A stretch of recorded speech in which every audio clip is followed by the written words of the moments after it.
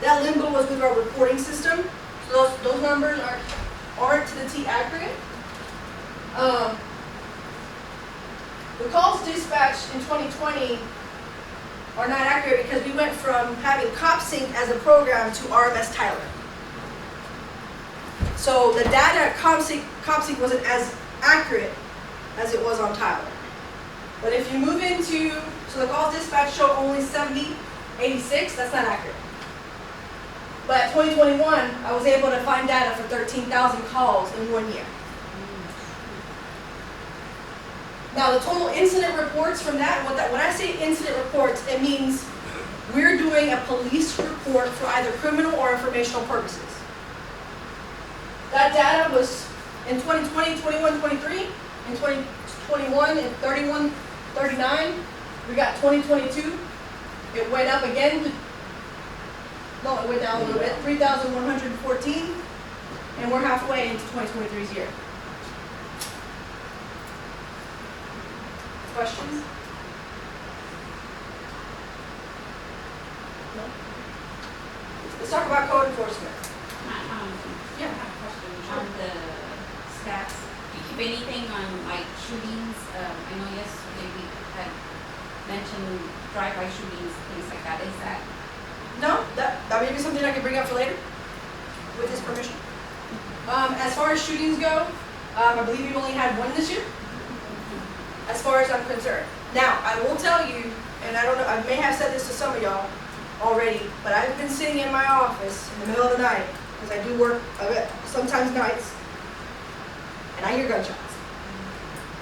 I immediately send out my officers, because I'm sitting in my office.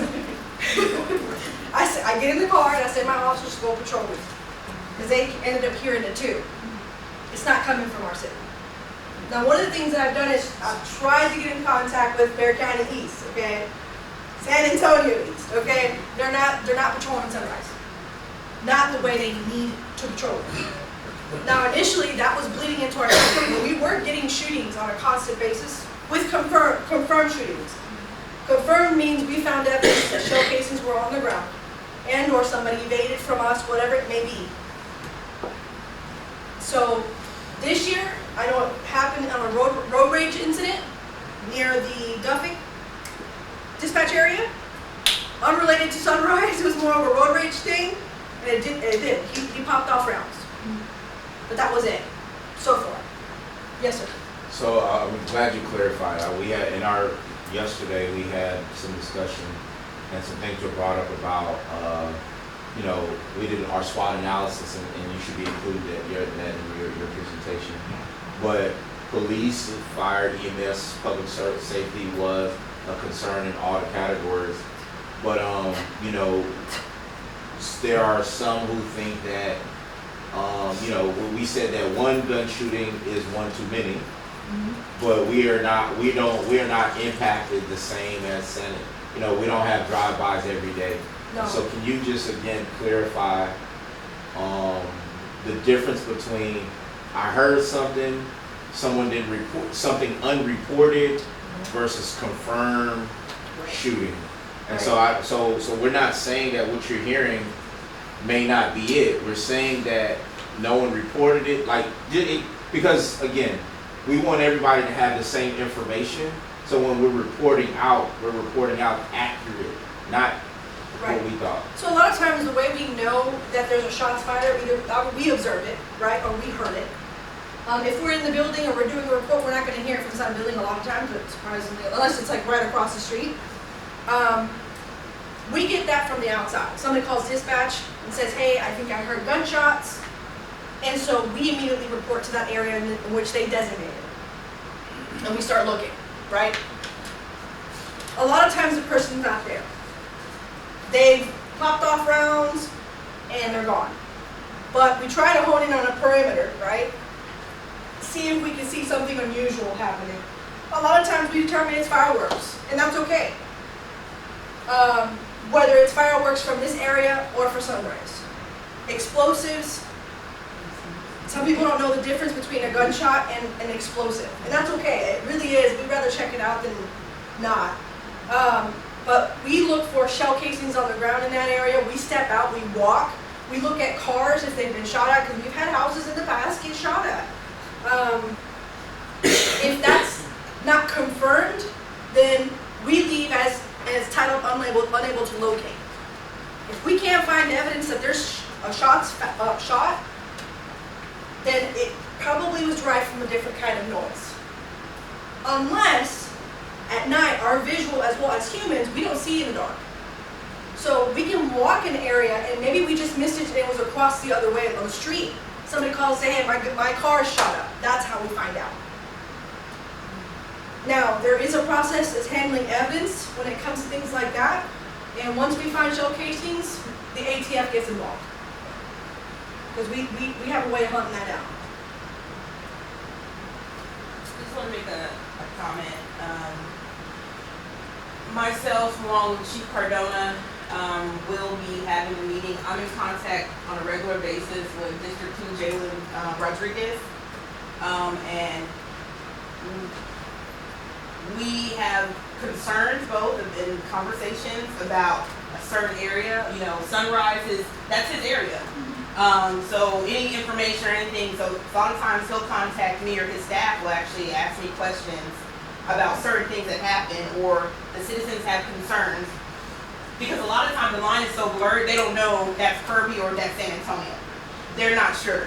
So we talk a lot with each other about that. But one thing came up was safety, about trying to get a certain area together, which we know what area we're talking about, trying to get that area together. Since we're right there together, we have to do it, Sunrise, we have to do it together. But they have a safe officer, I'm gonna say the right safe officer, right? They have, over there just for that area. So that will be something that's coming up in the talks, and we will report back. Hopefully, we will have good news to report back after our meeting with Jalen and the safe officer for the East Side Hub. You gotta remember that it's in SAPD on that side. It's not. That's a large area. That's not the east, that's a large area. So it's not just if, for instance, like it's Kirby, we have, they have, one person, they have multiple, but they do have a safe officer who's supposed to be in charge of that area. And I did let Jalen know that, that they have not been coming through. I don't see SAPD whatsoever over there.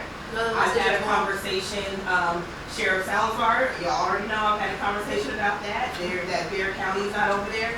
So I just want to make sure that it's clear. We let the citizens know when they come to you that yes, we're on it. There's been questions asked, and they're saying that those officers are over there, and they're not. So we need to make sure that we know that we're letting them know. We know. They're just not doing their duty. Now, I will tell you, and I know because of confirmed information, that I have witnessed and have had to look up because I'm either looking for people or there's concerns that are coming from that area to this area. There is an abundant amount of gangs, okay? They're documented. Rival gangs at that, okay? So that does play a part in the violence part of that area. If our kids, especially those kids and our kids, go to the same school, there's where a lot of our shootings were in the past, is the kids attacking the kids. And that's confirmed. And they're claiming this, claiming that, they're just young bucks, they ain't nothing. But at the same time, they have something to prove. And they have no problem during the day shooting a house. I have one more question. Sure. So with the short staff in the police department, what is our response time now from, when dispatch gets called to? 4 minutes and 56 seconds. 4 minutes and 56 seconds. And has that gone up? In certain situations, yes. If the priority of the call is not high, you're looking at 10 minutes, depending. Because once we're two officers handling the entire city of Kirby, when one blows a gasket, the rest of them do too. It's not just, okay, we have one call, one here. For some reason, it comes in waves, right? If they get busy, that call's gonna pend.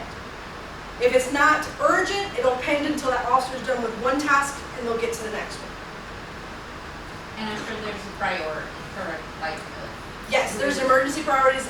Certain ones that would trigger it is on tones. That's something I did change for our city. Tones. So I have created tones for particular calls. If it is a high call where the officers, a high emergency call, assault in progress, burglary in progress, robberies in progress, violent disturbances, things where we should be highly alerted to, there is a particular tone that goes out that will get you out of your seat. At that point, they know they're not going to wait there and listen to dispatch. They're going to go in their cars, or they're going to start driving to a possible location. But in about 10 minutes, I don't remember the seconds. I remember the 4 minutes, 56 seconds. Yeah. And of course, that's going to also change probably this year because Ackerman has been our biggest headache. It's not just affecting the residents, it's affecting our response times as well. Now we're going to move, any other questions? I don't want to move on. You guys can always ask if you think of something else. That's fine. Code enforcement. So what are her duties? I can tell you her duties have changed since I've gotten a hold of it. She's definitely a lot more thorough, and I need her to be a lot more thorough. Her duties are inspecting the properties and recording violations, investigating complaints from officials or citizens about potential code violations. She gets like 30 messages a day or more, and then email is the same. Code enforcement is a big issue in our city. It has been a big issue in our city. Enforcing building codes by giving permits, citations, warnings, non-compliant notices, fines, and stop work orders. Some of the things involving permits, she works hand in hand with code enforcement to ensure that the houses that are tearing up their driveway or rebuilding something on their roof or that need a permit have a permit. If for whatever reason they're doing it without her and they're not going through the city's process, at that point she issues a stop work order.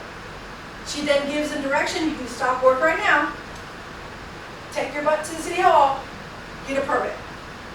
If they fail to comply, they get citations.